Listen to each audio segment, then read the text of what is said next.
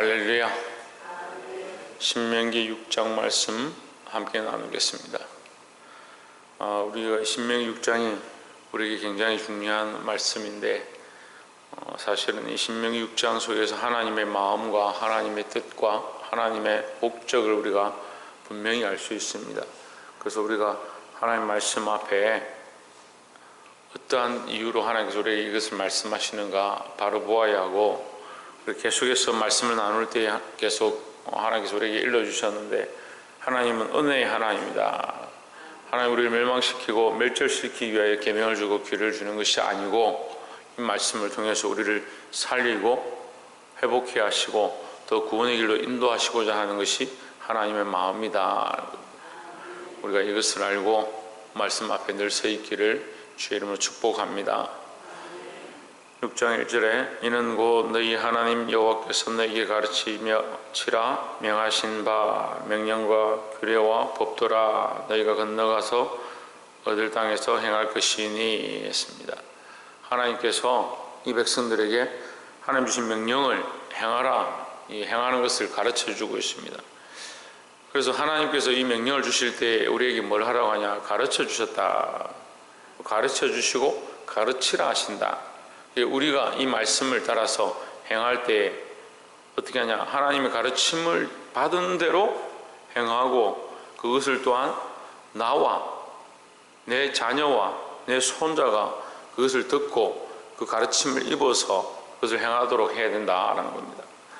2절에 보시면 곧 너와 내 아들과 내 손자로 평생에 내 하나님 여호와를 경외하며 내가 너에게 명한 그 모든 규례와 명령을 지키게 하기 위한 것이며 또 내 나라를 장국케 하기 위한 것이라 했습니다.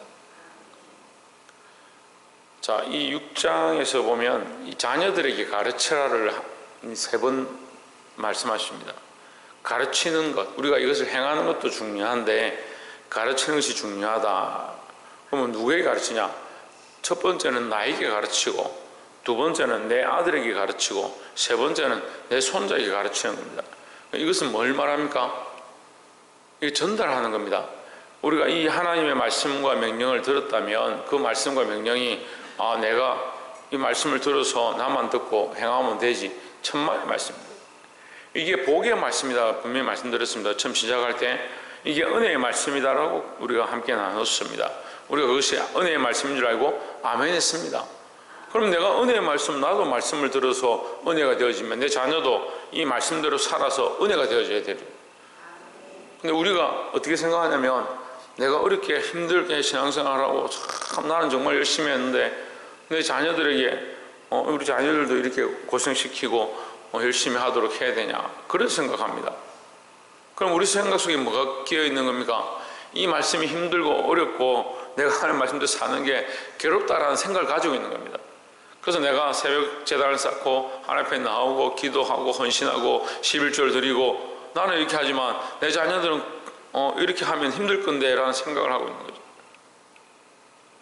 그래서 목회자 된 사람들이 자식이 목회자의 길 가는 거 원치 않는다. 주의 종된 사람들이 내 자녀도 이렇게 충성하고 헌신하는 것까지 나는 바라지 않는다. 그런 말들을 많이 합니다. 물론 힘든 길이죠. 어렵고 고난의 길들이 있지요. 하지만 우리가 알아야 될 것은 우리가 하나님 말씀대로 사는 것 자체가 복이다라는 겁니다. 그러면 내가 내 자신에게 나를 가르쳐서 말씀대로 살게 했다면 나는 뭘 해야 되냐? 내 자녀에게도 이 말씀대로 살도록 가르치고, 내 손자에게도 말씀을 가르치고, 내게 맡기신 수많은 영혼들에게 이 말씀을 가르치고 전달할 의무가 있다라는 거죠. 그러니까 복의 말씀을 받았는데 왜 나만 복을 받느냐? 지금 내게 힘들고 당장은 어렵지만 이것이 복의 말씀인 줄 우리가 생각하고, 내게 맡겨진 영혼들에게 이 말씀을 온전히 가르치시기를 주의 이름으로 축원합니다. 두 번째 나눌 말씀은 5절에 이스라엘아 들으라, 우리 하나님 여호와는 오직 하나이신 여호와시니 했습니다. 유일하신 하나님이다. 한 분밖에 계시지 않다. 다른 신을 섬길 필요가 없다. 하나님만 똑바로 섬기면 된다. 여호와 하나님만 똑바로 섬기면 된다라는 겁니다. 근데 우리가 착각하는 것들이 이것도 섬기고 저것도 섬기고 이것도 하고 저것도 하면 된다고 생각합니다. 그렇지 않습니다. 하나님만 섬기면 됩니다. 어떻게 섬기냐? 5절에 너는 마음을 다하고 성품을 다하고 힘을 다하여 내 하나님 여호와를 사랑하라 했습니다. 어디서 많이 들었죠? 예, 어제 우리가 주일 낮 말씀으로 함께 나누는 겁니다. 바리새인들이 와서 예수님께 질문합니다. 첫째 된 계명이 뭐냐? 내 마음을 다하고 목숨을 다하고 뜻을 다하여 주 너희 하나님을 사랑하라 하는 것이 가장 큰 계명이다 라고 말씀하셨습니다. 제가 그 말씀 나눌 때 뭐라고 했습니까? 우리가 해답을 들고 있기 때문에 그게 문제다. 답을 들고 있기 때문에 문제다. 답은 누구에게 있다? 하나님께 있고 그리스도에게 있다라는 겁니다. 내가 원하는 답을 요청하는 게 아니라 우리가 오히려 하나님의 그 답 속에 내 삶을 맞춰야 되는 겁니다. 하나님 우리가 뭘 원하시냐? 네 마음을 다하고 목숨을 다하고 뜻을 다하여 하나님을 사랑하라. 내 마음에 하나님을 사랑하는 것이 얼마나 있는가? 내 목숨을 하나님 사랑하는 것을 위해서 얼마나 쓰고 있는가? 내 뜻에 하나님 사랑하기 위해서 내 뜻을 얼마나 굴복시키고 내 뜻을 하나님 사랑하는 데 사용하고 있는가? 그걸 봐야 되는 겁니다.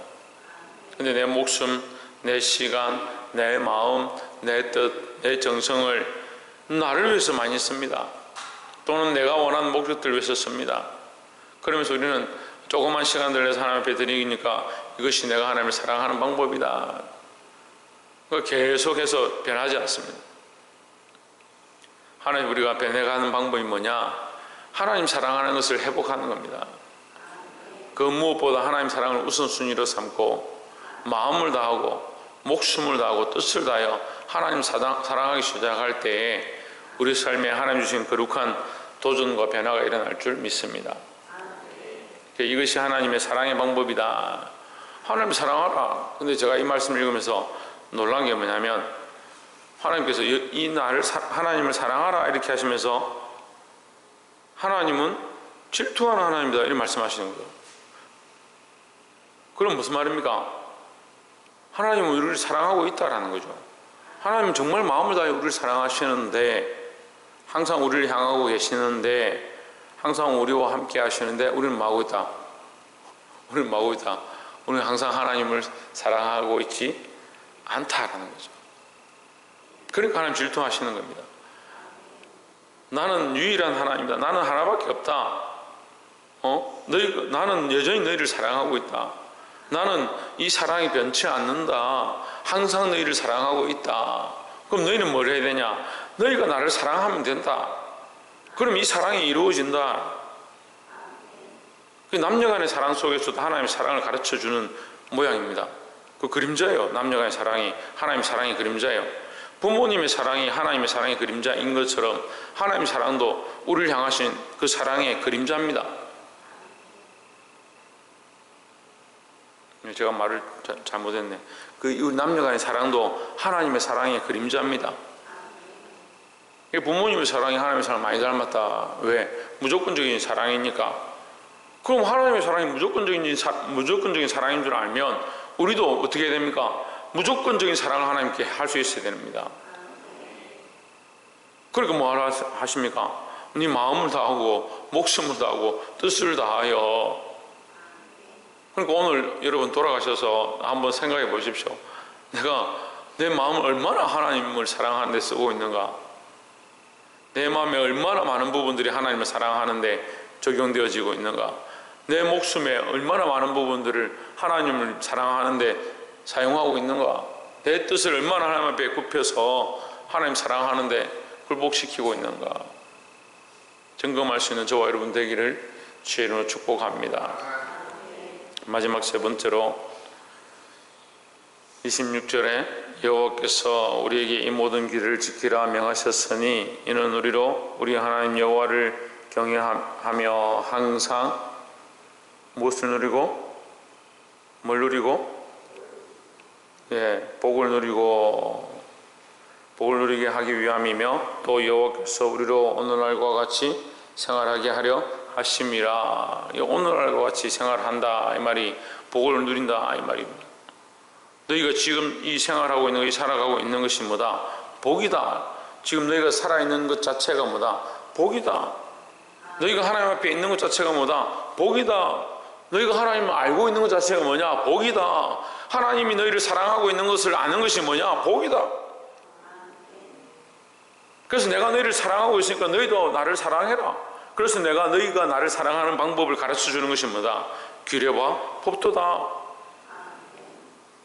그래서 하나님 말씀을 지키는 게 하나님을 사랑하는 방법이고 그것이 복된 삶이다 라는 겁니다. 많은 사람들이 복의 기준을 자기가 잘되고 형통하고 많은 것을 얻고 재물을 얻으면 그게 복이다 착각하는 겁니다. 물론 복이죠. 누가 주신 복이냐? 하나님 주신 복이다라는 겁니다. 그러니까 그런 것들은 더 결과적인 부분이고 지금 실제적인 것은 하나님과의 관계를 얻고 하나님을 알고 하나님을 사랑하시고 있다는 것을 아는 것 자체가 뭐다? 복이다라는 겁니다. 25절에 우리가 그 명하신 대로 이 모든 명령을 우리 하나님 여호와 앞에서 삼가 지키면 그것이 곧 우리의 의로움이니라 할지니라 했습니다. 하나님은 우리를 어렵게 하기 원하신다. 이제 결론적인 부분은 이렇게 볼 수 있습니다. 최종의 목적이 뭐냐? 우리를 어렵게 하기 원하신다. 그럼 왜 어렵게 하는 것이 다시 앞에서 말한 복이다. 규례와 법들을 지키는 것이 복이고 이 복이 곧 우리를 어렵게 하는 것이다. 하나님 왜 우리를 어렵게 하길 원하실까? 그런 고민들을 해보는 겁니다. 근데 신학적인 결론이 뭐냐면 하나님은 우리를 어렵게 하기 원하신다를 이게 하나님처럼 되길 원하신다로 가는 겁니다. 어려움은 사람에게 있지 않습니다. 그럼 어려움 누구에게 있습니까? 하나님께 있습니다. 이 어려움을 구약에서 뭐라고 하냐면 거룩함이다 하는 거예요. 내가 거룩하니 너희도 거룩하라 하는 겁니다. 신약에서 오면 오히려 로마서에 우리를 어렵다 하셨다라고 말합니다. 하나님 우리를 향해서 뭐하기 원하시냐? 어렵게 여기시고 어려움을 덧입히시고 어려움으로 옷을 입히고 원하신다라고 말씀합니다. 이 어려움은 누구를 얘기합니까? 예수 그리스도를 얘기합니다. 우리가 온전치 않기 때문에 우리에게 이 덧입히시는 은혜를 더하시는데 우리가 온전히 어렵지 않기 때문에 예수 그리스도 덧입혀서 예수 그리스도의 옷을 입혀서 어렵다 하시길 원하시는 것이 하나님의 마음이다. 그럼 왜 우리를 어렵다 하기 원하시냐? 우리의 어려움이 있길 원하시냐? 우리가 이 어려움을 입어야 하나님 앞에 설 수 있다는 거죠. 이건 자신감을 얘기하는 것이 아니라 하나님이 원하시는 모습이다. 그러면 우리가 범죄해서 쫓겨나던 아담과 하와의 모습을 볼 수 있습니다. 원래 모습은 어땠다? 하나님의 창조하신 원래 모습은 어려운 모습이었다. 하나님은 우리가 원래 하나님의 그 형상에 하나님 창조하신 형상에 이르기 원하신다는 거예요. 그럼 이 어려움을 주신 것은 우리에게 영원한 생명을 보장하는 모습입니다. 어려워야 하나님 앞에 설 수 있으니까 어려워야 그 앞에 살 수 있으니까 어려운 자가 하나님 앞에 들어갈 수 있으니까 그럼 하나님은 우리에게 자꾸 이 법을 지켜서 어려우라고 주장해서 그렇게 만들려고 하시는 것이 아니라 하나님의 목적은 하나님과 살게 하시고 하나님 앞에 서게 하시고 하나님과 교제하게 하시고자 하는 것이 하나님의 마음이다라는 거죠. 이걸 모르니까요. 하나님의 마음이 우리와 함께하기 원하고 우리와 교제하기 원하고 우리를 하나님과 동행하고 하나님의 사랑을 함께 서로 사랑하기를 원하시는 마음인 줄 모르니까 자꾸 어떻게 생각합니까? 우리를 억지로 법을 지키게 한다. 규례를 줘서 우리를 멍에를 줘서 매게 한다. 그걸 착각하는 겁니다. 원래 하나님의 뜻을 모르는 겁니다. 하나님의 목적이 우리에게 이 율법에 멍에를 메어서 더 괴롭게 하시고자 하는 게 아니에요. 그건 바리새인들이 하나님의 이 마음을 모르니까 하나님의 이 사랑을 모르니까 자꾸 어떻게 합니까? 자기도 지옥 백성 되고 자기에게 주어진 영혼들도 더 지옥 백성 되게 만들어버리는 그런 이상한 짓들을 하는 겁니다.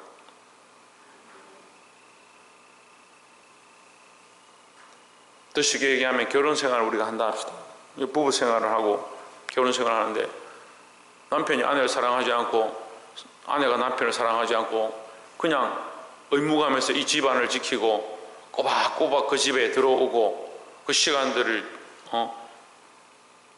아내와 어쩔 수 없이 얼굴을 대하고 남편과 어쩔 수 없이 그 시간을 보내고 억지로 그렇게 산다면 그 생활이 무슨 사랑과 행복이 넘치고 복이 넘치고, 이런 행복이라니까 이제 오늘 본문과 복이 넘치고 복된 삶이고 사랑이 넘치고, 오늘 사랑에 대해서 말씀드렸죠.